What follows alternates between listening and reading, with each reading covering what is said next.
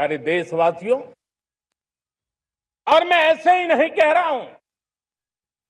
पिछले 12 वर्ष में देश के कोटि कोटि नागरिकों ने, दलित हो, पीड़ित हो, वंचित हो, आदिवासी हो, गांव में रहने वाला हो, शहर में रहने वाला हो, गरीब हो, मध्यम वर्ग का हो, युवा हो, बुजुर्ग हो, नारी हो, पुरुष हो, उत्तर हो, दक्षिण हो, पूर्व हो, पश्चिम हो, हर किसी ने पिछले 12 साल में एक संकल्प के साथ, समर्पण के साथ देश को नई ऊंचाइयों पर ले जाने में हर प्रकार से प्रयास किया है।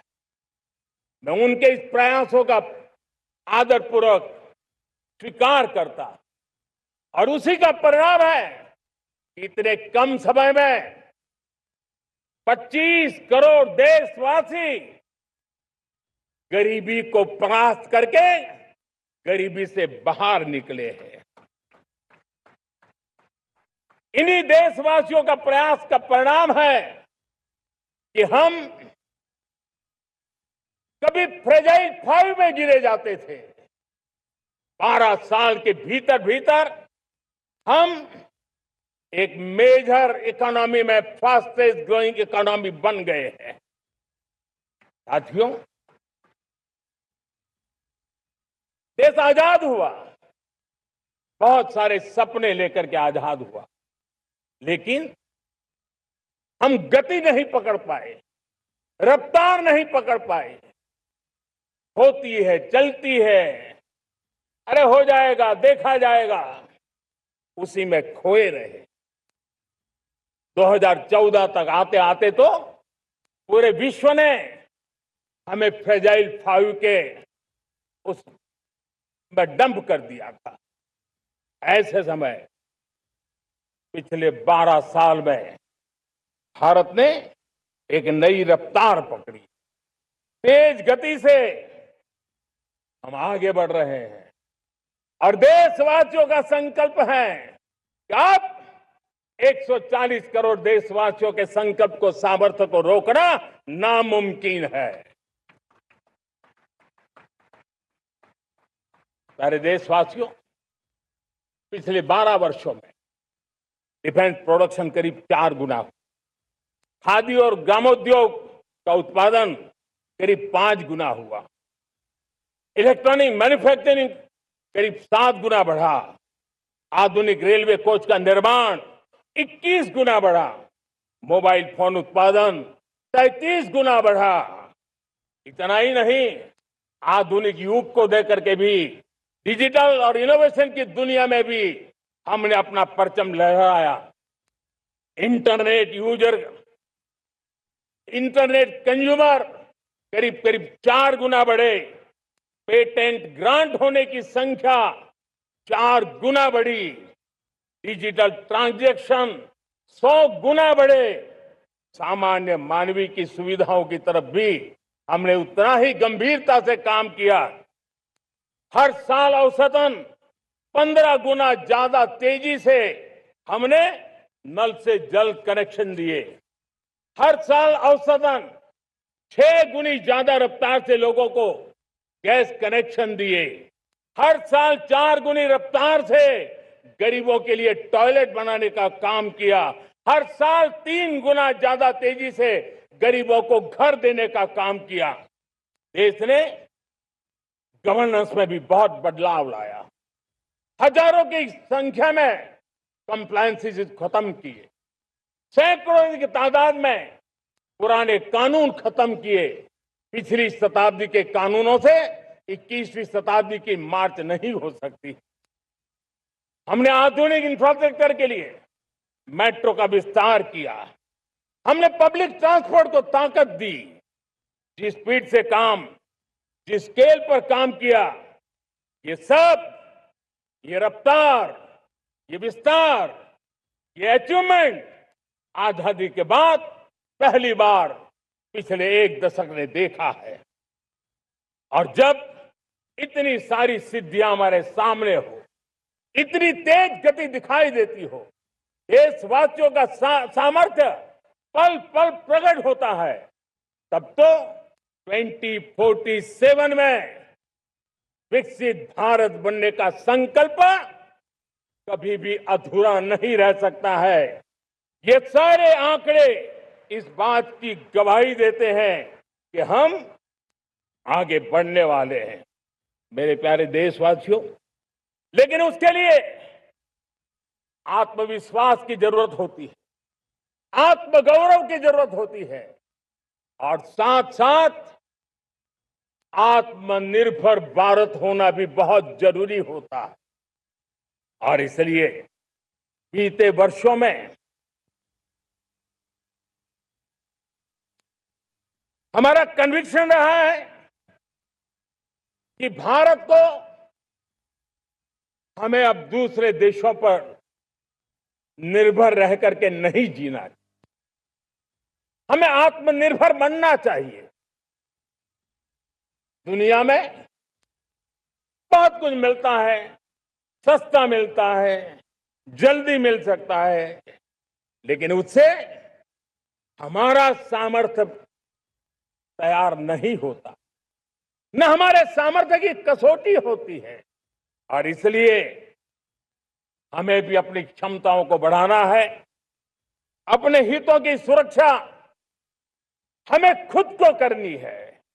और इसलिए आत्मनिर्भर भारत का संकल्प बहुत दृढ़ता के साथ हम लेकर के आगे बढ़ रहे हैं।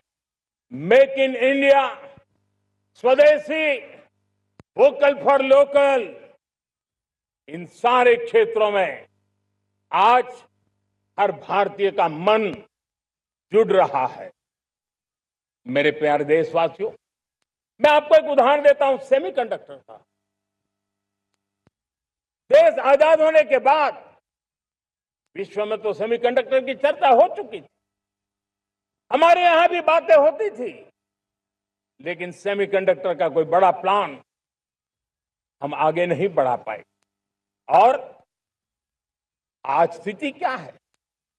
आज की डिजिटल दुनिया में, आज की टेक्नोलॉजी में चिप का महात्म्य हम समझते हैं।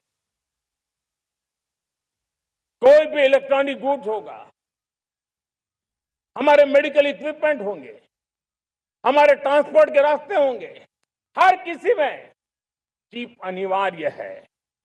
और इस चिप के बिना दुनिया थम जाए ऐसी स्थिति पैदा हो। और इसलिए भारत ने आत्मनिर्भर होने की दिशा में अपना सेमीकंडक्टर प्लांट, बड़ा सेमीकंडक्टर प्लांट, 3 सेमीकंडक्टर प्लांट शुरू हो चुके हैं। और मुझे बताया गया है कि वहां जो प्रोडक्शन हो रहा है वो एक्सपोर्ट होना शुरू हो चुका है। और मैं देशवासियों को कहना चाहता हूं, आने वाले 7-8 वर्ष में और 5, 7 या 8 सेमीकंडक्टर प्लांट बहुत ही जल्द शुरू होने वाले। ये आत्मनिर्भर भारत हमें विकसित भारत की दिशा में जाने का महामार्ग देती। मेरे प्यारे देशवासियों, वैसे ही एक चर्चा क्रिटिकल मिनरल की हो रही है। पूरी टेक्नोलॉजी क्रिटिकल मिनरल पर निर्भर है। भारत इसमें भी अपने आप को सुरक्षित करने में जुटा हुआ है। क्रिटिकल मिनरल का लक्ष्य साझा किया जाए। नेशनल क्रिटिकल मिनरल ये हमने लॉन्च किया। बजट में क्रिटिकल मिनरल कॉरिडोर की हमने घोषणा की है। कई देशों के साथ एग्रीमेंट हो रहे हैं।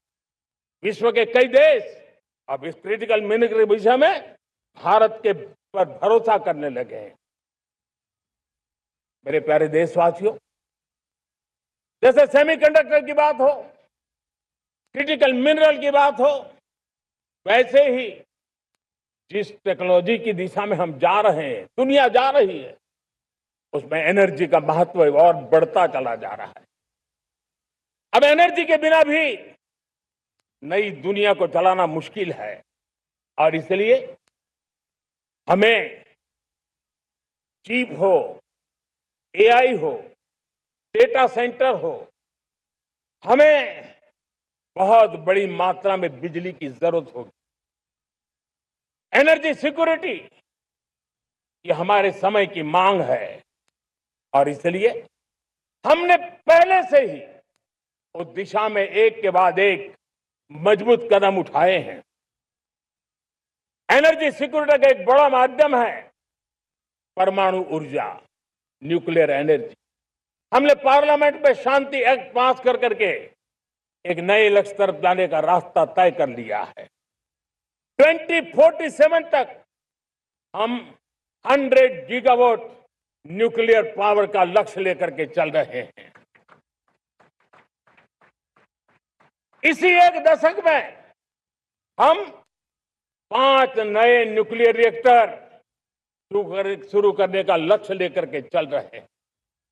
इस वर्ष भारत ने फास्ट ब्रीडर न्यूक्लियर टेक्नोलॉजी में महारत हासिल करके एक अहम पड़ाव पार किया है और उसके कारण परमाणु ईंधन में आत्मनिर्भर बनने की दिशा में हमें एक बहुत बड़ा सफलता का कदम हमने रखा है। मेरे प्यारे देशवासियों,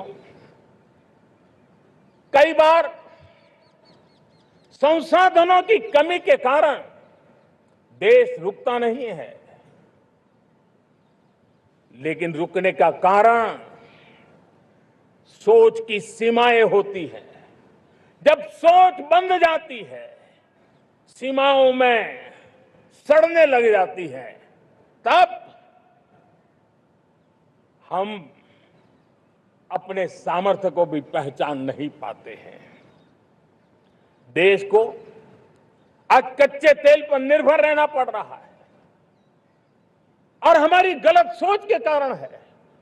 आप जान के हैरान हो जाएंगे, हमने समुद्री तट पे 99% हमारा समुद्री तट का पूरा हिस्सा ऐसी सोच के कारण नो गो एरिया घोषित करके रखा था।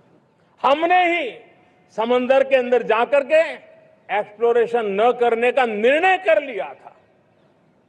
ये सोच का दारिद्र्य था। हमने फैसला किया ये नहीं चल सकता। हमने उस 99% को, जो कभी नो गो एरिया हुआ करते थे, हमने उसको गो एहेड एरिया के रूप में खुला कर दिया है।